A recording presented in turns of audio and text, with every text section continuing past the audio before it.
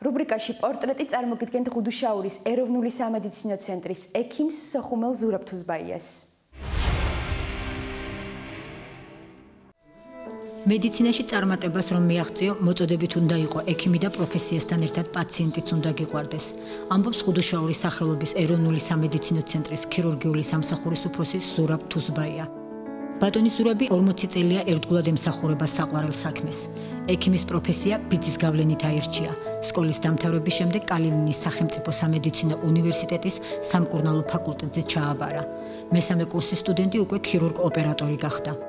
დაძაბული და რთული წლები იყო სწავლის კალინინში მოვხდი ერთ-ერთ წამყვან კლინიკაში ინტერნატურაში არის კვალიფიკაციის ამაღლება ჩემს დასაბედნიეროდ იქ აღმოჩნდა განყოფილების უფროსი ქართველი ქალი თბილისის ინსტიტუტი ჰქონდა დამთავრებული ომის დროს დარჩა რუსეთში გათხოვდა და იყო კალინინის მთავარი ქირურგი.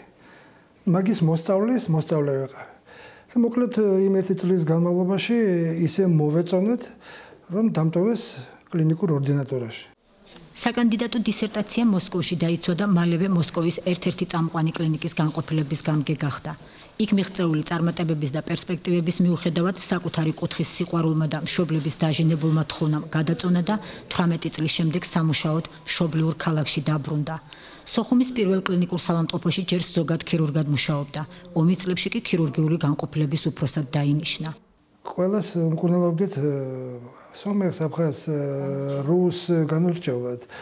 იმის და მიუხედავად რომ მაინც გვადანაშაულებდნენ რომ ვიყავით მიკერძოებული. ჩვენი მონაცემები სამედიცინო სოხუმში იყო გაცილებით რეზულტატები უკეთესი ვიდრე რუსებს ჰქონდა ავღანეთის ომში. ეს რატომ? იმიტომ რომ ჩვენ პაციენტებს კვალიფიციურ დაჭრილებს კვალიფიციურ შველას თავაზობდით ფრონტის წინახაზე. თუ ეს მოყავდათ სოხუმი იყო ფრონტის წინახაზე, ხო გუმისთიდან გვიტევდნენ, შრომიდან გვიტევდნენ და არ ხდება ეს. ხდება მძიმე ამტყოფის, ხელთ ევაკუაცია ზურგში ხდება და იქ კეთდება დიდი ოპერაციები. აფხაზეთის ომში ზურაბ თუზბაიამ პირნათლად მოიხადა მოქალაქეობრივი და პროფესიონალური მოვალეობა და როგორც ომის მონაწილე დაჯილდოვდა მედლით მხედრული მამაცობისთვის. დევნილობის პირველ წლებში სტაციონარ აფხაზეთში მუშაობდა, სადაც წლების განმავლობაში სოხუმელ კოლეგებთან ერთად დევნილ მოსახლეობას უანგაროდ ემსახურებოდა. ჩვენი ძალებით გავხსენით საავადმყოფო, ტოლთა საავადმყოფო. სადაც 2 წლის განმავლობაში უანგაროდ ჩვენ მშივრები ვიყავით და ვეხმარებოდით ტოლულებს, უკეთებდით ურთულეს ოპერაციებს, როგორც უროლოგიაში, ქირურგიაში, გინეკოლოგიაში უფასოდ. ესპანელები, ექიმები იყვნენ ჩვენთან მოსული და თქვეს პირველად გვესმის, რომ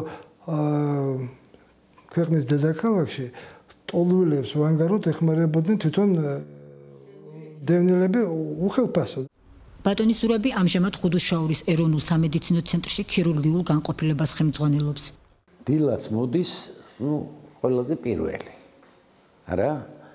ცხრილს ნახევარს არ გადააცილებს. ყველაზე გვიან ეს კაცი მიდის. როგორც ექიმი, მაღალ კვალიფიცირებული ექიმი არის. მაღალ კვალიფიცირებული ექიმს მე ამ შემთხვევაში გულისხმობ არა როგორც ქირურგს, არამედ როგორც ზოგადად ექიმს. როდესაც ეს კლინიკა გაიხსნა, მაშინ გარედან შემფასებელი ვიყავი ამ კლინიკის.